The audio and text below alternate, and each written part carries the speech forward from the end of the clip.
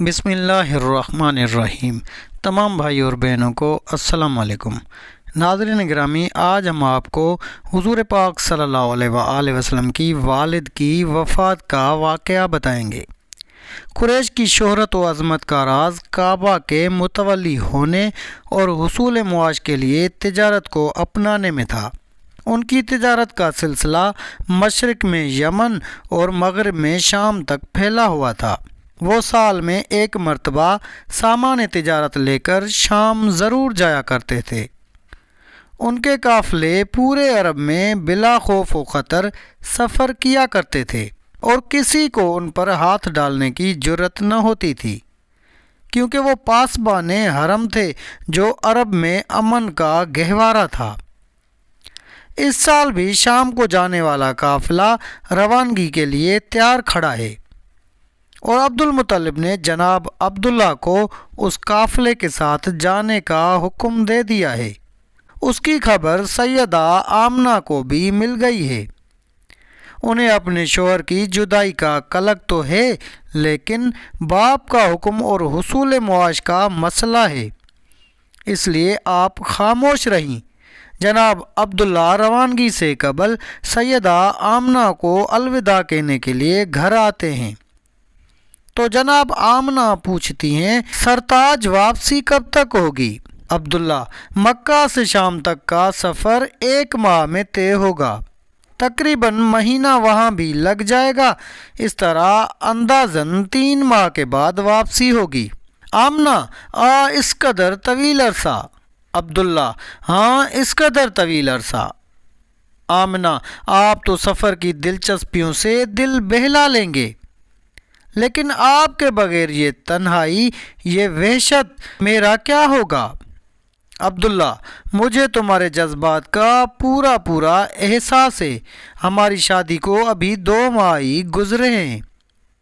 آمنہ: آپ جائیے، خدا آپ کا حامی و ناصر ہو، میں آپ کی یاد میں کھو جاؤں گی۔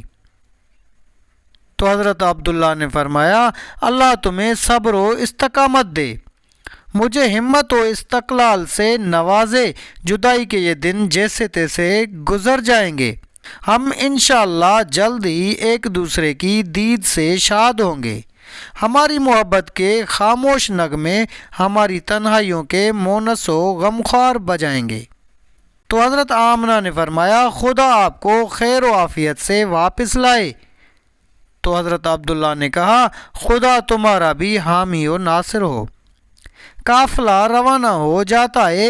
جناب آمنہ بالا خانے کے دریچے سے ٹکٹکی باندھے اونٹوں کی قطار دیکھ رہی ہیں۔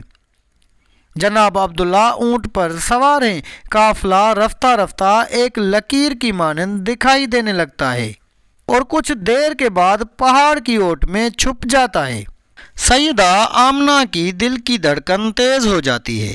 ان کے لیے اپنے محبوب شوہر سے اس قدر طویل جدائی کا یہ پہلا تجربہ ہے، اس لیے بے قرار ہو گئیں، آنکھوں میں آنسو بہنے لگ گئے اور انجانی سی دنیا میں کھو گئی۔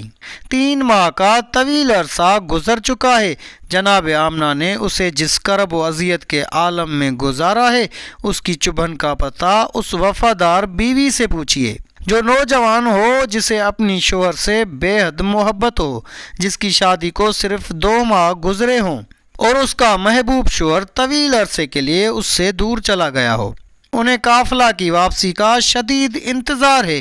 وہ روزانہ بالا خانے کے دریچے سے قافلہ کی راہ تکتی ہیں، لیکن مایوسی کے سوا کچھ حاصل نہیں ہوتا۔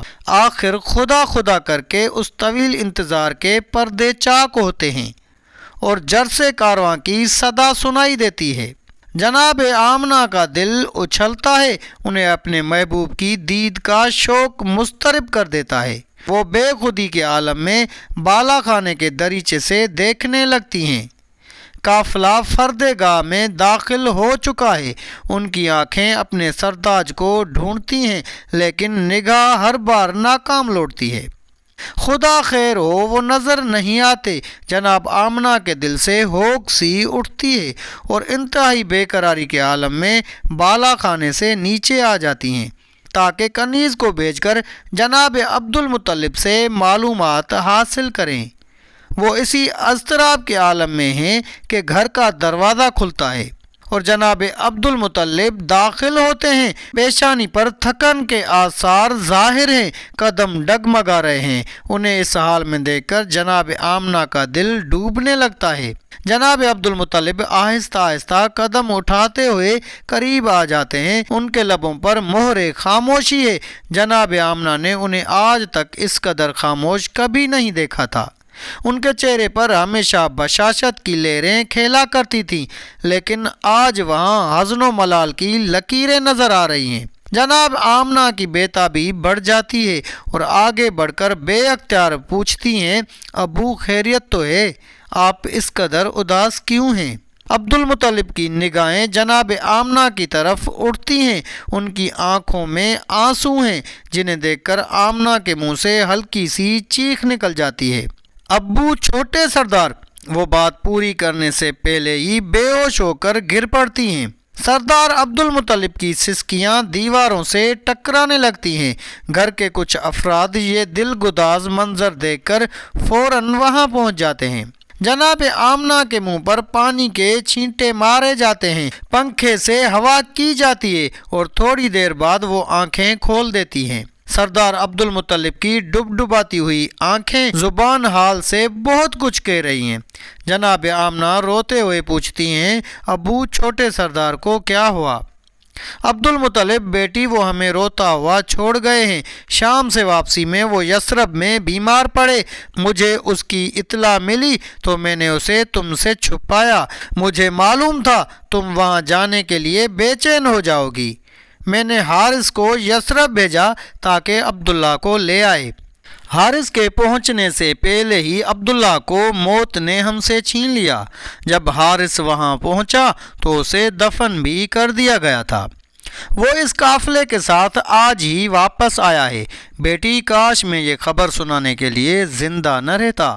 آمنہ کا سہاگ اجڑ گیا ہے، دل کی دنیا ویران ہو گئی ہے، ارمان حسرتوں میں بدل گئے ہیں، امیدیں خاک میں مل گئی ہیں، آرزوئیں جنم لینے سے پہلے دفن ہو گئی ہیں۔ لیکن نو مولود کے متعلق جو بشارتیں ملتی ہیں ان کی وجہ سے زندہ ہیں، ورنہ زندگی کا لطف جاتا رہا ہے۔ سیدہ آمنہ کو حضرت عبداللہ سے محمد صلی اللہ علیہ وآلہ وسلم کے علاوہ کوئی اولاد پیدا نہ ہوئی۔ جناب عبداللہ کی عمر وفات کے وقت 25 سال تھی، یعنی حضرت آمنہ کے بطن سے جو پہلی ولادت ہوئی وہ وجود گرامی محمد رسول اللہ صلی اللہ علیہ وآلہ وسلم کا تھا، اور آپ کی ولادت سے چند ماہ پہلے ہی حضرت عبداللہ وفات پا چکے تھے۔ تو ناظرین گرامی، یہ تھی ہماری آج کی ویڈیو کو لائک کر کے صدقہ جاریہ سمجھ کر اپنے دوست و احباب سے زیادہ شیئر کریں۔ جزاک اللہ۔